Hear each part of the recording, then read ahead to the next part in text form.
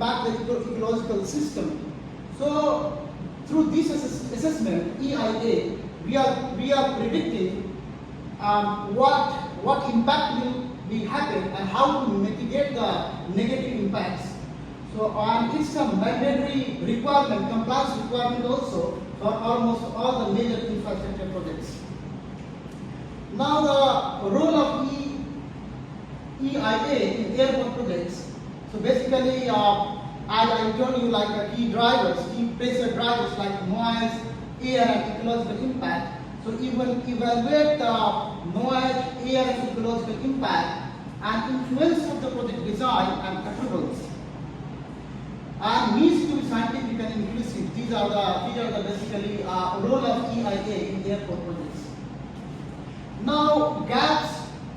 What I see in my career, I'm like certified professional, chartered engineer, and PMP certified. So what gaps I found in the current EIA assessment during my practice across the globe, when I did project in Asia, Africa, and America.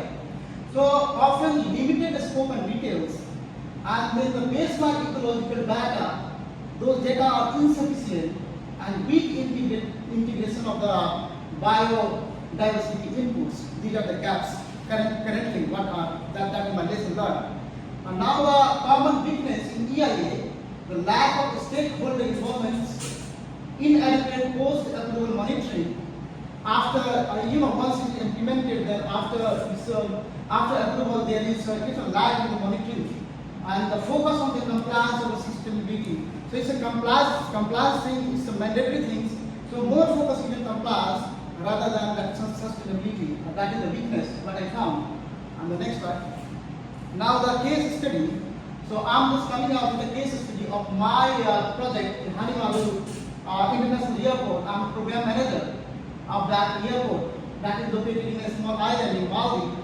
That is Indian government bank funded project. Very strategic, very important. So there in that side is located near coral reef and mangroves, and this airport expansion disturbs the coastal heritage and the limited biodiversity consideration in EIA. That is the initial assessment that was. So I'm just taking up this case study. Now the data and the technology gaps. So the insufficient GIS, remote sensing integration in the EIS assessment system, and no AI or predictive models used widely, and manual assessment prone to error. Those are the technology gaps, data gaps, basically. Next slide. Next slide. So lack of adaptive planning. So it has to be more designed. What I believe